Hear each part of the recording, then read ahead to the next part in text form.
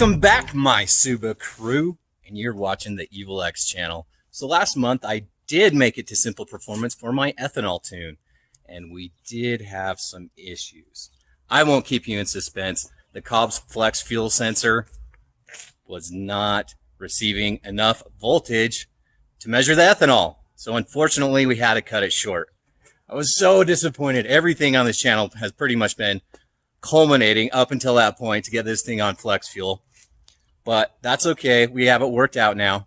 If you're just interested in that part with the Cobb Flex Fuel Sensor, I'll leave a timestamp in the description below if you want to go to that part. But here is my vlog of getting things a little bit ready for the day before the tune and the day of the tune. So we had to get the fuel tank down to about a quarter tank of gas on the 91 octane. So they'll do the preliminary pulls on the 91 for that map. And then once they had burned the rest of that fuel, we were going to put in our E90 and then continue the tune with that. So once we realized that we weren't getting the correct voltage, we had to cut it short there. So here's the clips of getting that fuel tank down to a quarter tank, driving around the beautiful Utah lake. Might as well have some fun while we're at it, right?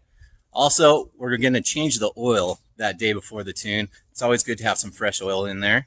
We'll show you that, along with also updating your access port. You're always going to want the latest firmware when you are going to the tuner, so make sure to hook that up to your computer and hook it up to the Cobb software, the Cobb Manager, and make sure that's up to date. Let's check out those clips. If you like 2015 and up Subaru WRX content, hit the thumbs up on this video. It really helps the small YouTubers out to be seen by more people, and hit that subscribe button.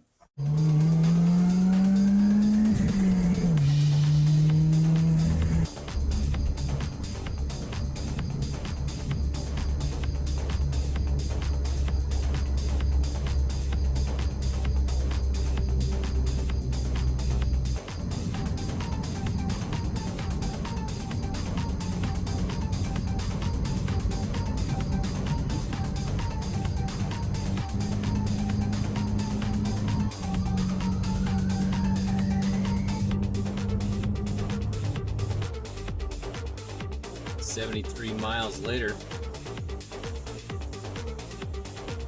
Yeah, we got about a quarter tank. We got about 15 miles in the morning to the tuner. Let's get a bath. Now let's change the oil. It's only been 1,700 miles since the last oil change, but we're gonna have to start getting used to doing it more often. With E85, we are going to start changing it every 1,500 to 2,000 miles. Keeping that oil clean is important with the E85. One thing I want to show you guys, these low profile ramps are pretty cool. The Cusco, or Cusco, however you want to pronounce it. So what's cool about those is that they will disconnect here. So especially if you have a front lip or splitter, you're going to have a hard time getting up on bigger ramps as opposed to the low profile ones. So that'll get you up just enough to then get your jack underneath. And then you're going to have room, since these are removable, to get to your pinch welds there for your jack stands.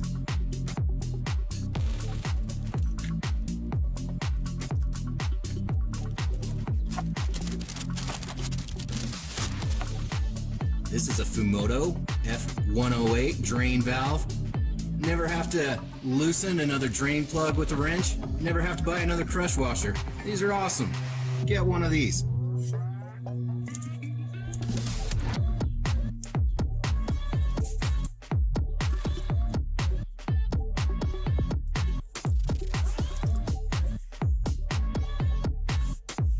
About done on the drip dry.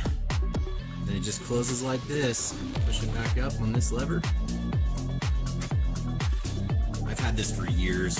No problems leaking.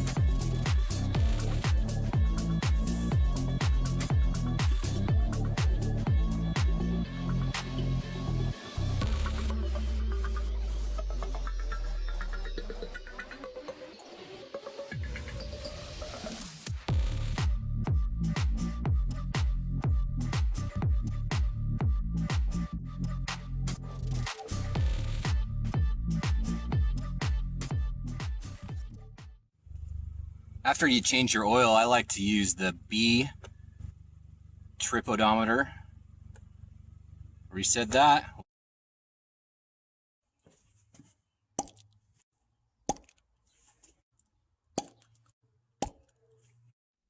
So while I'm at Simple Performance tomorrow, I decided to also have them do a brake job for me. They'll do that in the morning, then in the afternoon, we'll jump on the dyno. My brake fill has been a little soft lately. So the brake fluid is supposed to be changed at 30,000 miles. I have 40,000 miles now, and it probably needed new pads. Anyway, so while I'm at it, I decided let's have them also throw on some stainless steel brake lines. We got the brake pads. So here's the front, Stop Tech. So Smedia, I actually saw in one of his videos, recommended this setup with the Stop Tech and these part numbers. So here's the front steel braided brake lines, rear pads, all the part numbers in case you need them. The tuner recommended this Motul 5.1. We'll get that put in there. See how well it stops after that. All right, we're updating the firmware on the Cobb access port. So you use your program, the access port manager. Make sure that's up to date. Then it did find new firmware. Looks like this came out just in March 3/26/21. So we'll get our access port all up to date. Access port update was successful. Then it's rebooting. I think we should be good to go. Good morning, it's tune day. We're here at Simple Performance, about to get the car checked in. Let's see how it goes.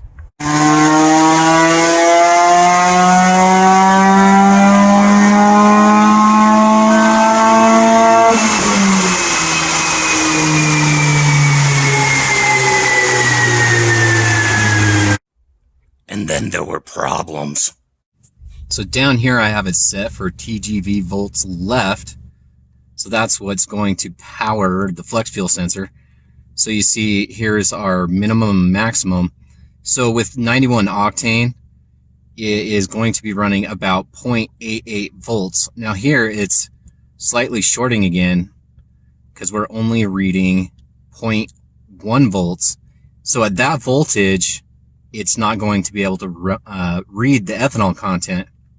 So I keep having this problem where it's reading correctly, and then it goes back down to like 0.08, 0.1, 0.12, all of which are too low to read the ethanol content. And sure enough, the next time I'm in the car, it's reading correctly again. So there we are at 0.88, where it should be on 91 octane. But like I said, there's got to be a short or something in the flex fuel sensor where it keeps losing that voltage value. So the Cobb Flex Fuel Sensor pulls its voltage from your TGV connector. So that would be on the driver's side where it pulls that voltage.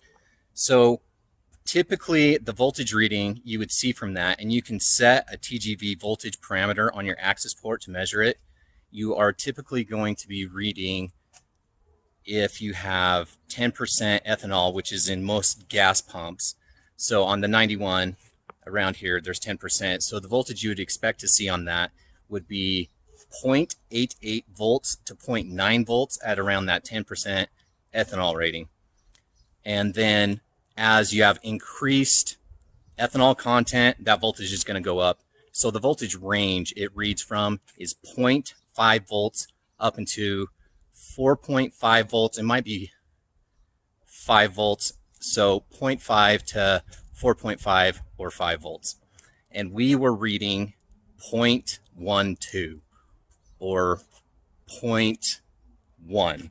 So at that low voltage, it just reads a big fat 0 on the ethanol content. So that was the point where we had to stop tuning because we couldn't continue because it wasn't working. So we unhooked all the connectors. You have the brown connector that goes to the flex fuel sensor. Then you have the power connector that goes in between the TGV electrical connector that sandwiches in between that. Then you also have another pin that sandwiches in between the back O2 sensor. We reconnected everything. My tuner is super awesome, and he went through some troubleshooting steps from the Cobb website, but it just wasn't working for us that day.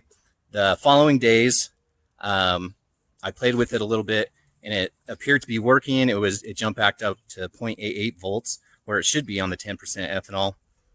But then like the following day, it'd go back down to like 0.1. So it wasn't working.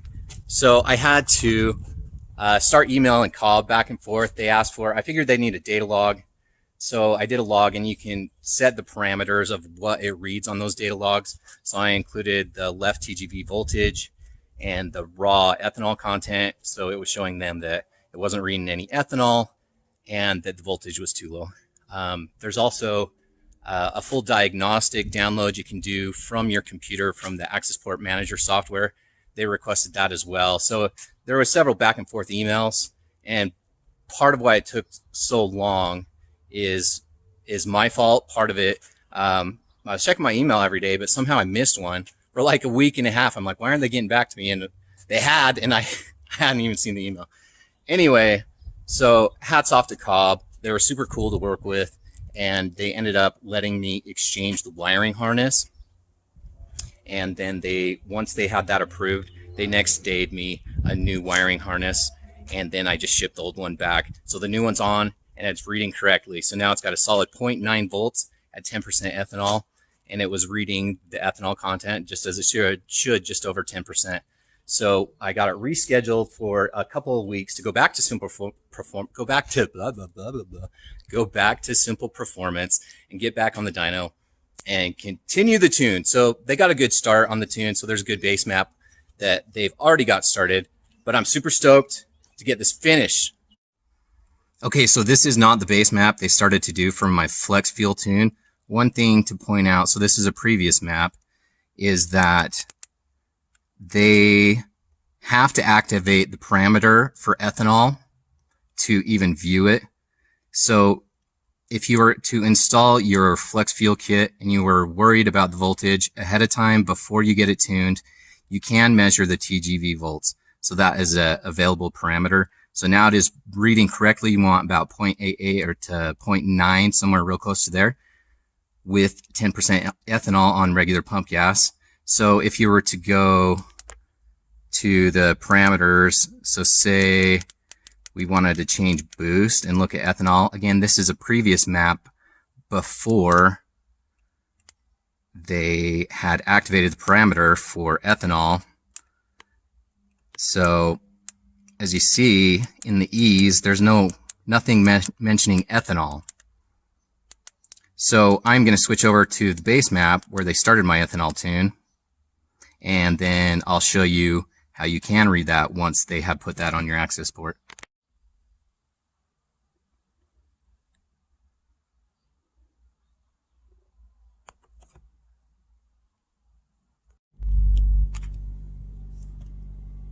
Okay, so now we have the base map on from Simple Performance with the ethanol parameters.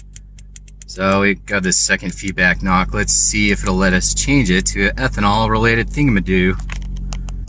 Okay, yeah, we got ethanol raw, ethanol final. See, now those are available options. Looks like there's some bunch of other stuff on there too. There we go. There is our 10% at 0.88 volts. Our new wiring harness is working. Hell yeah. So this is the Cobb Flex Fuel Sensor, part of it anyway, where the fuel feeds through, goes down behind the fuse box and the battery. I have a full install video of that. I'll put a link up at the right if you're interested on the full install of the Cobb Flex Fuel Sensor kit. So like I was saying, it gets the power. This is the TGV connection. So I have TGV deletes. So the other side is just taped off because I don't need to couple that on the other side. But that's where it was drawing the power. There could have been a possibility there was a problem with this. I checked the pin out and everything looked clean and good. So it did turn out to be the sensor of the Flex Fuel. So that is now replaced and it's looking good. The new brake pads and stainless steel brake lines feel pretty good. But man, they're putting off a shit ton of brake dust. Hopefully once they get bedded in a little bit better, they're not going to put off as much brake dust. But for now, let's clean these damn things.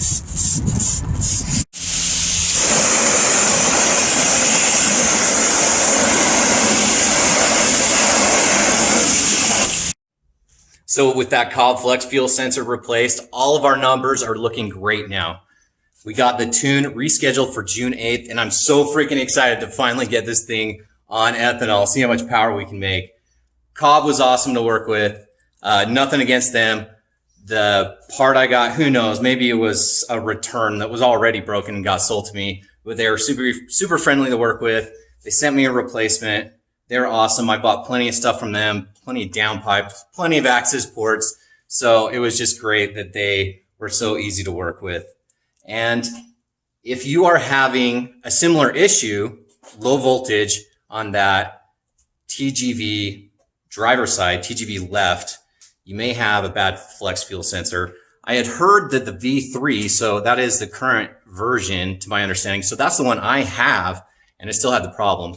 My tuner had said previous versions had been known to have problems, but that was the first V3 he had seen that was not working.